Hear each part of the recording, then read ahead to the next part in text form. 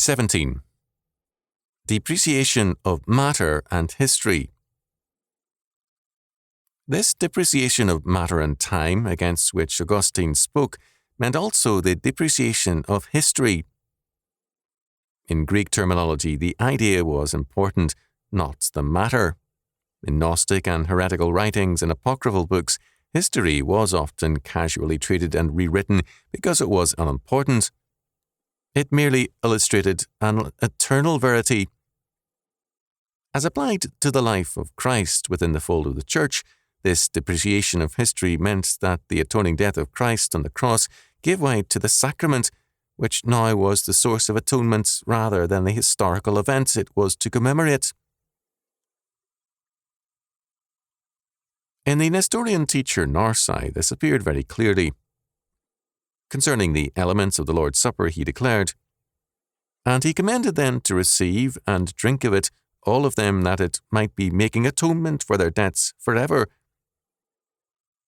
Each celebration of the sacrament is comparable to the creative act of Genesis 1.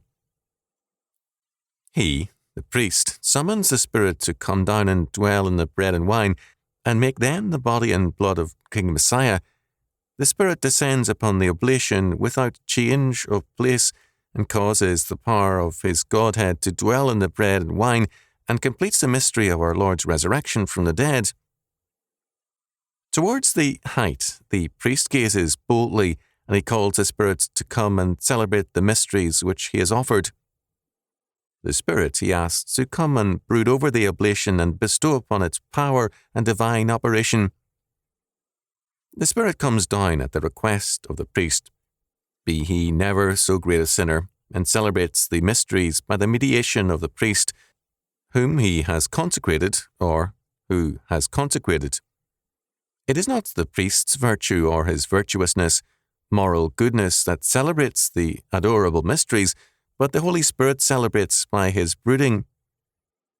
The Spirit broods, not because of the worthiness of the priest, but because of the mysteries which are set upon the altar.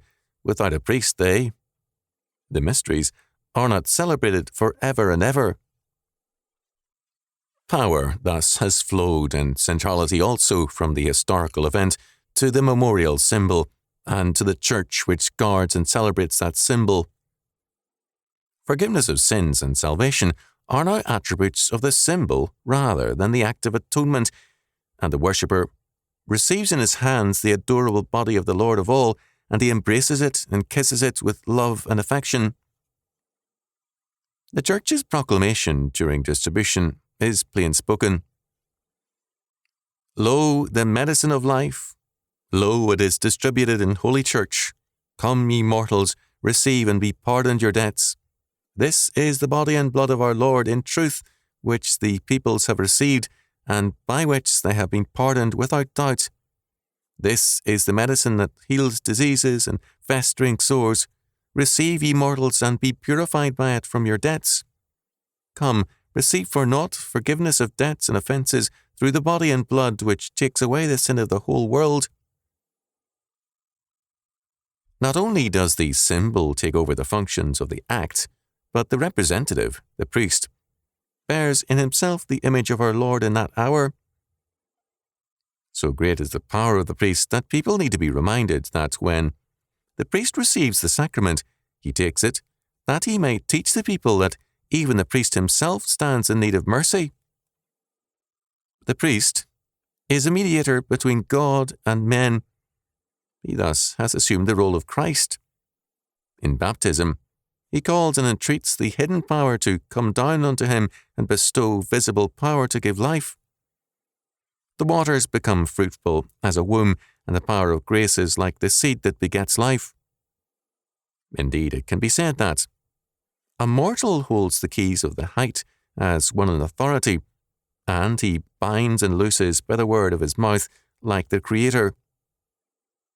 The priest has taken the place of the emperor as the great mediator and the source of continuity between the divine and the human. Even Gabriel and Michael bow beneath the will that is concealed. In the priest's administration of the mysteries, and if spiritual impassible things honour thine office, who will not weave a garland of praises for the greatness of thine order? Let us marvel every moment at the exceeding greatness of thine order, which has bowed down the height and the depth under its authority. The priests of the church have grasped authority in the heights and the depth, and they give commands to heavenly and earthly beings. They stand as mediators between God and man, and with their words they drive iniquity from mankind.